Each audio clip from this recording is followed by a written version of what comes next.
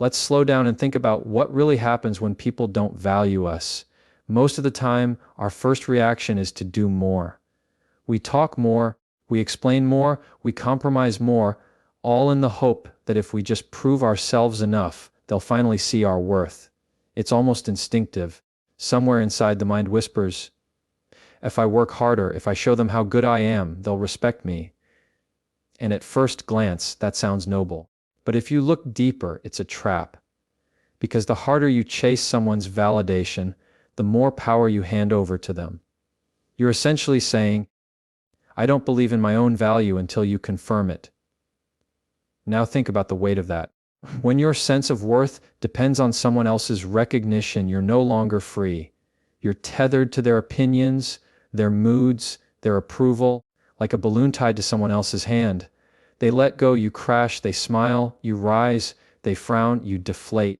And that cycle is exhausting because it's not sustainable. People are unpredictable. People change. If your value rises and falls with their perception, you'll always be unstable. The deeper truth is this: when people don't value you, it doesn't necessarily mean you're lacking. Many times, it means they are blind to what's in front of them. Their vision is clouded by ego, by comparison, by insecurity, or simply by their own limited perspective. But because we're human, we internalize it. We think, if they don't see it, maybe it's not there. That's the illusion. And unless you break free from that illusion, you'll live your life proving yourself to people who were never meant to recognize you in the first place. Psychologists talk about something called external locus of control. When you believe your life is determined by outside forces, by what people think of you, by circumstances you can't control, that mindset breeds anxiety, dependency, and resentment. But when you shift to an internal locus of control, when you believe your worth and direction come from within, you stop being a hostage to other people's opinions. You begin to anchor yourself in something deeper, something unshakable. So, what does this look like in practice? It means refusing to explain yourself endlessly to people who have already decided not to listen. It means not lowering your standards to earn a seat at someone else's table. It means catching yourself in the act of over-giving, over-explaining, and overcompensating, and reminding yourself, I don't need to audition for respect. Think about the irony here. The people we often try the hardest to convince are usually the least capable of appreciating us. You can give them your best, your loyalty, your consistency, and they'll still find ways to dismiss it. Not because it isn't valuable, but because they've already chosen not to value it. And once you understand that, the game changes. You stop pouring energy into empty wells. You stop offering explanations to ears that are closed. You stop turning your worth into a performance for an audience that has no intention of clapping. There's a quiet strength in withdrawing from the chase. At first, it feels uncomfortable. You feel guilty for not explaining yourself, for not proving your point, for not bending over backward. But over time, you realize it's liberating. You realize the more you chase, the smaller you become in your own eyes. But the moment you stop, the moment you hold steady and say, whether you see me or not, I know who I am, something shifts. That's when self-respect starts to grow roots. Philosophers have said for centuries that self-worth cannot be borrowed, it must be owned. The Stoics, for example, taught that if your peace depends on the approval of others, you will never be free. Freedom comes when you realize that dignity is an inside job. And once you grasp that, you see how much of life is wasted on people who were never supposed to define you. Let me tell you something powerful. When you stop chasing validation, you don't lose value, you reveal it. Because suddenly, people see someone who doesn't need their approval to stand tall. They see someone whose confidence doesn't rise and fall with applause. And that kind of presence, that kind of self-assurance, demands respect without ever asking for it. Ironically, the moment you stop begging for recognition is often the moment you start receiving it. But by then, you no longer need it. So here's the shift. Instead of trying to change their perception, change your posture. Instead of asking, why don't they value me? Start asking, why am I still giving them the power to decide? That's where freedom begins. That's where your energy begins to flow back toward you. And that's where you begin to walk with the quiet confidence of someone who no longer auditions for their own worth. Remember this: your value is not a debate. It's not something to be proven or negotiated. It's something to be lived. When you stop chasing, you stop shrinking. When you stop explaining, you stop doubting. And when you stop begging for recognition, you finally start owning the truth that was there all along. You were valuable, even when they couldn't see it. So the next time you feel that urge to prove yourself, to explain yourself, to chase after someone's approval, pause and remind yourself you don't need their eyes to see your worth. You don't need their words to confirm your value. Because the moment you stop chasing validation, you start stepping into the power of someone who no longer needs it. And that is where your freedom begins.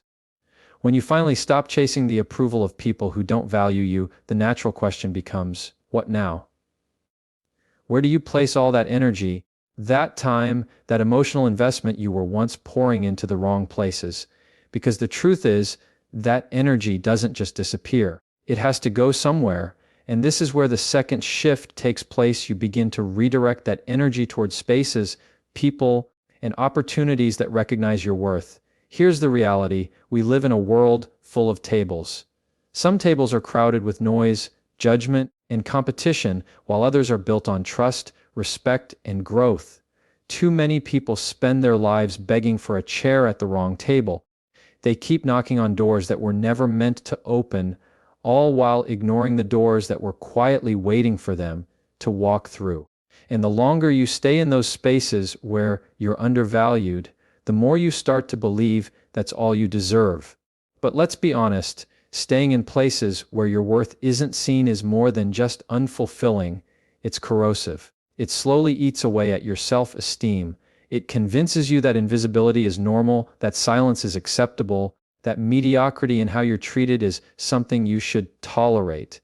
And that is a lie, because every second spent in the wrong place is a second stolen from the right one. Every ounce of effort wasted trying to convince the wrong crowd is energy taken away from the people who would have embraced you without question. This is why redirection is powerful. Redirection is not about giving up. It's not about bitterness. It's not about proving anyone wrong. It's about wisdom.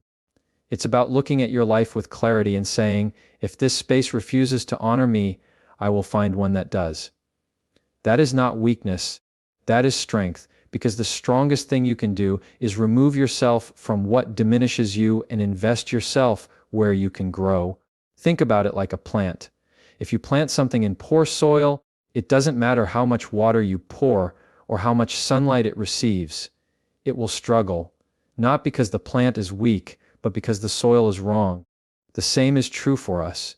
You can bring loyalty, effort, kindness, intelligence, all the qualities that make you who you are. But if the environment is toxic, if the people are dismissive, if the atmosphere is not nurturing, you will wither. But when you place that same plant in rich soil, everything changes. Growth happens naturally. Value is no longer questioned, it is simply expressed. The challenge, of course, is that redirection requires courage. Walking away feels risky. It feels uncertain. The human brain craves familiarity, even if that familiarity is painful. That's why people stay in jobs that diminish them, relationships that neglect them, and friendships that drain them. They convince themselves it's safer to stay where they're not valued than to face the unknown of starting over. But here's the paradox, the unknown is not your enemy, it's your possibility. The moment you step away from scarcity, you create room for abundance. The moment you stop settling, you start inviting better. And let's take this deeper. Philosophically, when you accept being undervalued, you are telling life itself that you are content with less than your worth. And life has a way of mirroring back to you what you tolerate. But when you shift, when you say no more, life also responds. Opportunities begin to align. The right people begin to appear. And it's not because the universe suddenly changed, it's because you did. By walking away from what doesn't serve you, you free your attention to notice what does. Imagine redirecting all the time you spent proving yourself to someone who ignored you into building something that expresses your true potential. Imagine taking the energy you once used to explain yourself into mastering your craft, pursuing your passions, or nurturing connections that genuinely see you. That shift is not small, it's transformative, because the truth is your energy is one of the most valuable currencies you own. Wherever you spend it, something grows. The question is, what are you growing? If you spend it on people who dismiss you, you grow resentment. If you spend it on environments that overlook you, you grow self-doubt. But if you spend it on spaces that recognize you, you grow confidence, peace, and strength. The direction of your energy determines the trajectory of your life, and this is not just emotional advice, it's deeply practical. Redirecting your energy means choosing better company, yes, but it also means making decisions about how you use your time, what goals you pursue, and what kind of future you want to build.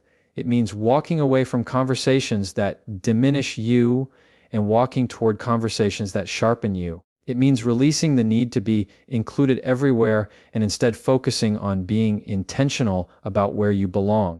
Because belonging is not about fitting in, it's about being valued for who you are. So ask yourself, where in your life are you still pouring into empty wells? Where are you showing up, giving your best, only to be overlooked? And then ask yourself the harder question, what would happen if you redirected that same energy into building your own table, into investing in people who actually invest back, into creating a future where you no longer have to beg to be seen? The answer is simple. You would flourish. Because the truth is, you are not meant to be tolerated, you are meant to be valued. You are not meant to survive in scarcity, you are meant to thrive in abundance. And the only way to step into that abundance is to stop forcing yourself into spaces that shrink you and start seeking out the ones that expand you. And here's the irony, when you do this, when you walk away from being undervalued and redirect your energy, you will discover something surprising. The very people who once overlooked you may begin to notice.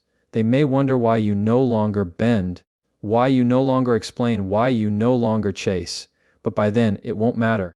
Because you'll have learned the most important lesson of all, that the recognition you truly needed was never theirs to give.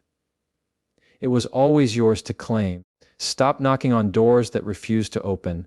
Redirect your energy, build your own table, and watch how your life changes when you choose to place your worth where it's seen, honored, and celebrated.